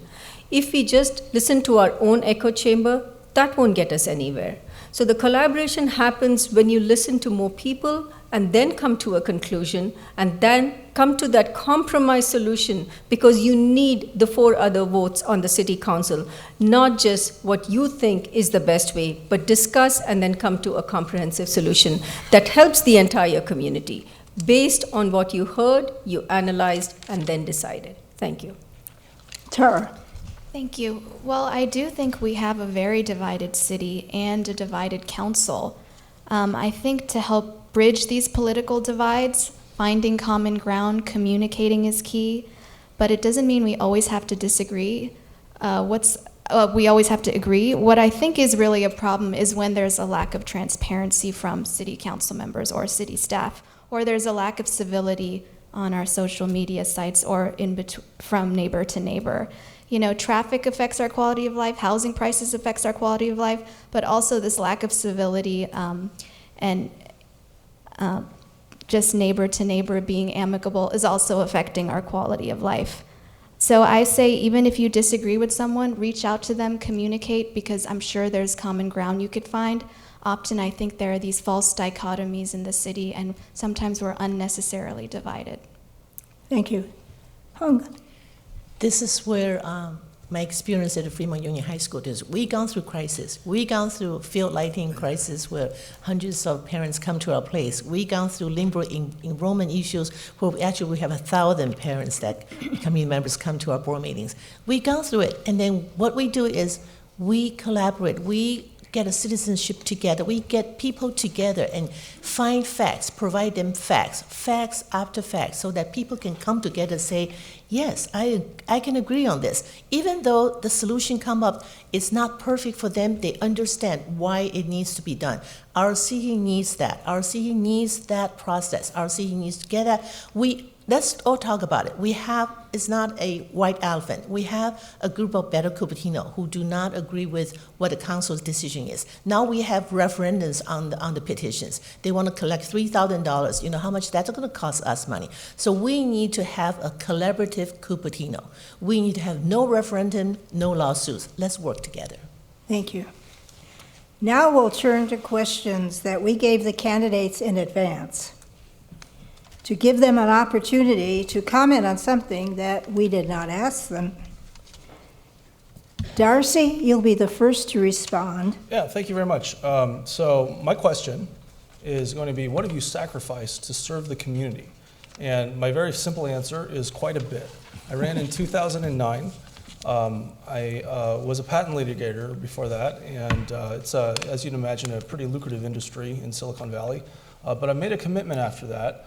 I ran a very principled race. I knocked on every door, took a stack of voter registration forms, didn't care if you're registered, okay? And now we have a very high registration rate in Cupertino. If you look at it historically, starts in 2009. But in terms of trying to make sure that we do the right thing for the community, I think that those sacrifices have been very much worth it.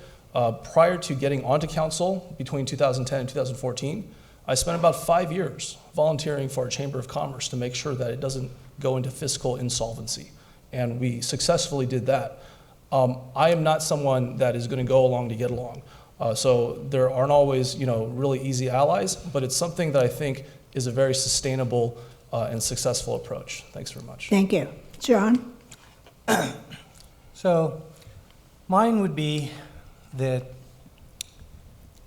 how are we going to best represent the residents of Cupertino? Everybody's busy. Everybody's got other things that need to be done, but the city life must go on. We must make decisions. How are we going to get that out to the community and use so that we can use it to make the decisions that keep our city running? And once again, I'll start with the survey approach. I think there's other things that we can do. There's like the movie nights at the parks that I've been going to. The city council can get out there, make it known ahead of time that they'll be on the stage for 10 or 15 minutes. People can come and pass in their questions. A few of them might get answered. But we got to get out to the community so that we know what you, the residents, want. Thank you. Tim? So my question is, what business experience would one have that would be asking for this job? So what would be required for it? So if you don't have business experience out in the world, you can learn everything under the sun in a book. It's just like becoming a physician, like my brother. Before he went to work at Stanford, he knew everything till he went out there and put his hands on people and started learning. So it's the same process. Being out there making payrolls and learning how to scratch your eyeballs out almost because you're so panicky, worried about making money to make payroll, to make sure people don't have bad checks. That's tough. That's a tough one. So that's what I have to offer, is a lot of years of experience in the business sector, and I think it's huge in any political arena. If you don't have that background, you're not going to know what you're looking for when a contract comes before you, how to negotiate it. Thank you. Liang? Hi. This question has been asked by many people. What happens if I get elected to city council? Most likely, a new board member will be appointed through an application process. There are many great board members that have been appointed to a board in the first place. And I'll continue to be committed to listen and be accessible to everyone for both city and school issues. The city of Berkeley actually rejected their SB 35 project over minor violations. However, the city of Cupertino is unwilling to even reject our SB 35 project over some major violations. We don't want lawsuit, but we also need to keep our city staff accountable for their action. So to avoid a lawsuit, why not first launch an investigation of the potential misconduct of the city manager over the handling of SB 35 project? To avoid a referendum, why not listen to the citizens? Approve project that they want. Thank you. Savita? My question is, are you running for the right reasons? And as you're running as a candidate, and if later on council, will you respect your fellow council members and your candidates in the current situation? And this is my answer. 4 years ago, I ran on the platform of YES, Y-E-S, for the youth, the environment, and the seniors. And I delivered on every point and far more. This time around, I'm going to be doing a lot for the transportation, housing, and the environment. And during my campaign, I'll be very, very polite. I will not cast aspersions. And I would like the fellow candidates here to do the same, whether they're a candidate or later on council. And be like Senator McCain, who spoke up for then candidate Obama when asked. And then he responded, no, ma'am, he's a decent family man, a citizen that I just happen to have disagreements with on fundamental issues. And that's what this campaign is all about. Thank you. Thank you. Tara? So the question I asked myself was, if you could make any change, no matter how big, for your community, what would it be?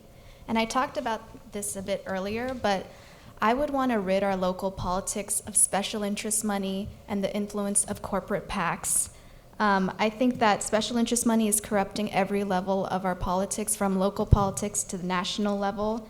And I think if we were somehow able to get this money out of our local politics, we'd be able to reassert community control over our government, and residents would be certain that city council decisions were based on what's best for the community.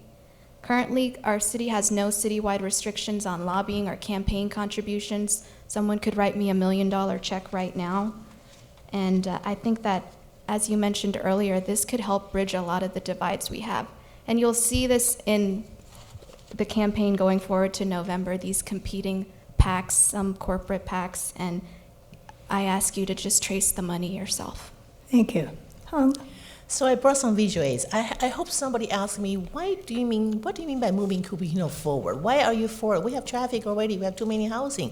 I brought some visual aids. So I'm endorsed by 11 former Cupertino mayors, and I talked to every one of them, and one of them in the 1970s, and he said, at that time the controversy was, do you build housing on the flatland, or do you build housing on the mountains? And then I guess the mountain people won, and look at the housing that they're building, and people complaining about traffic, about overcrowding. So he said it's the same issue. So I will want you to see, we don't want Cupertino to look at right now in the next 50, 60, 70 years. We need to move forward to build something for our next generations, to build innovative, imaginative things. I guess they couldn't imagine what we are now, so we couldn't imagine what 50 years later. So that's what I mean by moving Cupertino forward for our next generations. Use our imagination and innovation and build the best Cupertino that we could ever have for our next generations to come. And your question, Orrin? Yeah, my question would be, how do you balance the residents' competing interests? It's very easy to say it's the residents against the big bad developers, but every decision that gets made on the council is really balancing residents' interests. We talked earlier about a trail. We have the bike people who would love to have a trail, and we've got the people who live next to the trail that wouldn't. They're both residents. You've got to balance that out. We've got people who would love to have a new performing arts center in the city, and we've got people that are going to be impacted by the traffic that the new Valco development brings. How do you balance that out? Everything that gets done in the city, all those city services get paid for by our sales tax primarily, not our property tax. So it's important to have a thriving economy here, led, as I said earlier, by Apple and its direct and indirect benefits. It's about balancing the residents. Thank you. And now, each of our candidates will answer the question, why should voters vote for you? And we'll start with John. So, I'm not here as a career. I have a career. I'm here because I'm passionate about raising my family of young children in this community. This is our home. This is your home. Things aren't going right. I'm stepping up to represent you, the residents. I pledge that I will always be representing you. I will never report to developers or special interests. Your needs and wants will be what I will be representing. Thank you. Tim. So I would certainly appreciate people's vote. I'm running for this office because I love this area.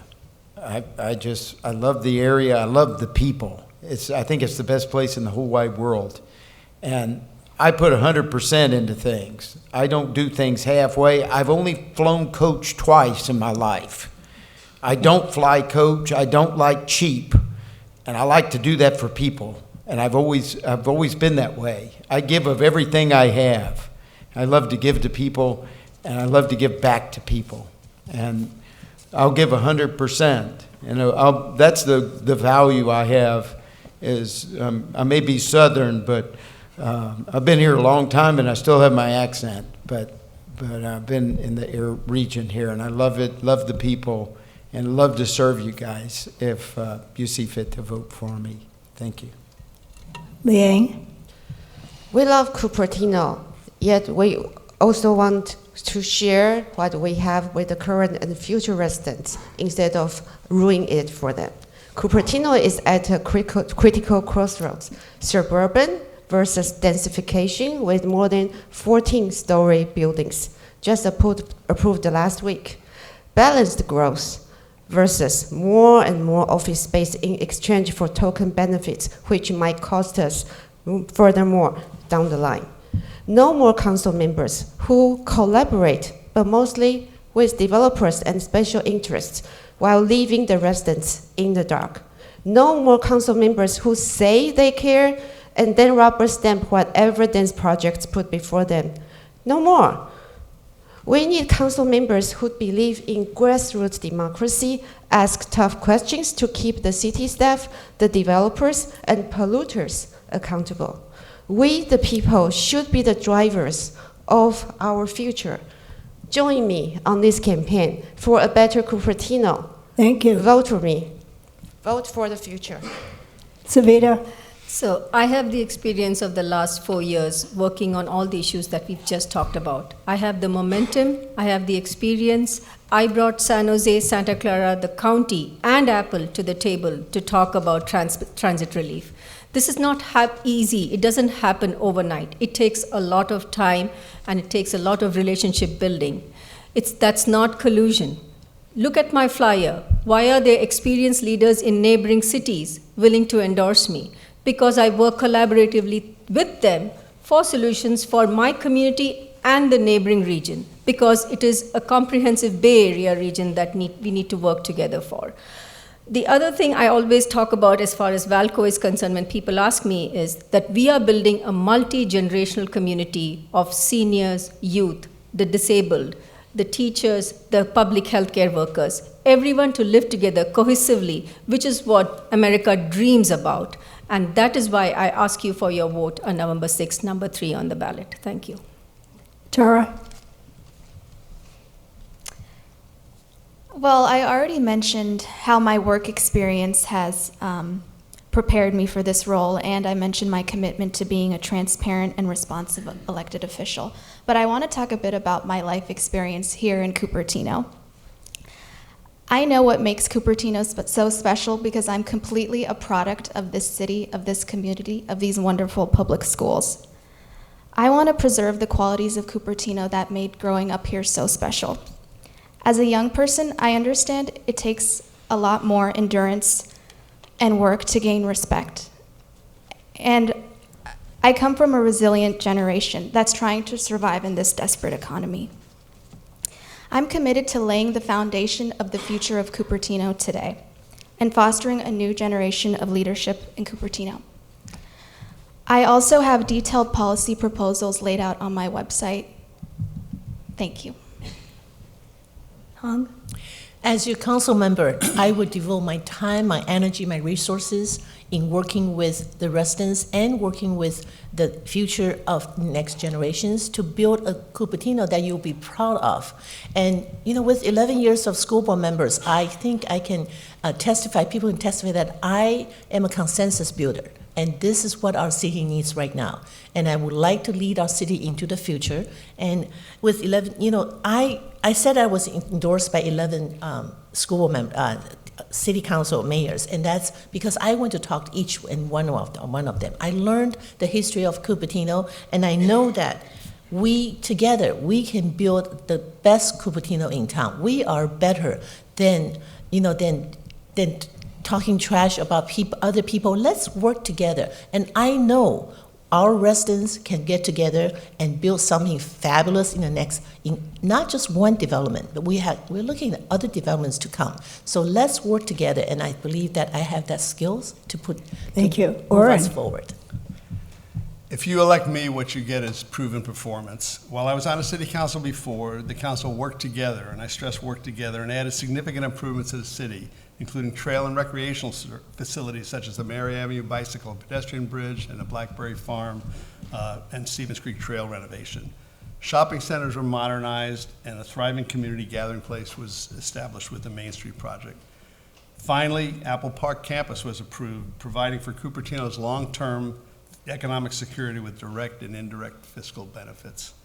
Proven performance. That's why virtually all our former mayors, neighboring city mayors, local leaders, and educators are all offering me their broad-based support.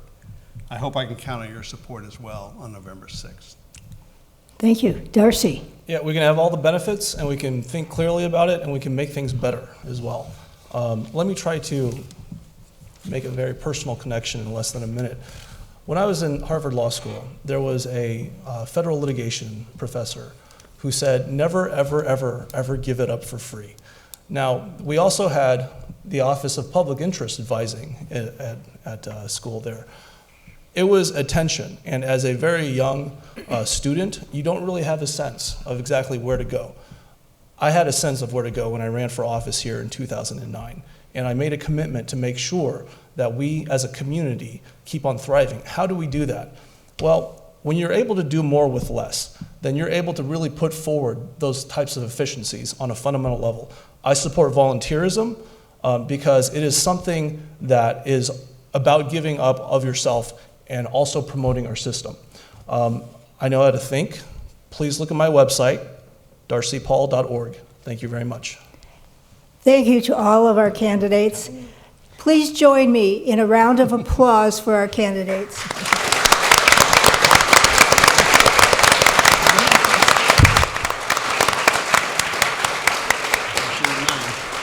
By the way, if you want to see those pictures, you can come up see them. Thank you so much for participating in tonight's forum. And the candidates will remain after the forum to give you a chance to talk with them individually. You may also pick up candidate literature in the lobby on the tables on the two sides. We invite you to visit in the coming days the video of tonight's forum, which will be on the lwvcs.org website. Go to the calendar on that website. Pardon me, we're not quite finished. Thank you. Go to the calendar on our website and scroll down to the listing for this event to find a link to the forum video. I also encourage you to check out votersedge.org, formerly Smart Voter, the League of Women Voters election information website. Among other valuable information, content includes the money behind the political campaigns at the federal and state levels, and more information will be added to Voters Edge throughout October, especially for the local contests and measures. I want to thank you, the audience, for coming tonight. I also thank all the people who sent us questions by email. And we greatly appreciate the City of Cupertino for the use of Community Hall and for their wonderful TV crew. Their work makes this forum available to all Cupertino residents. We hope tonight's forum has helped you with your voting decisions. If you like this event and would like to help with future forums, please visit our table in the lobby.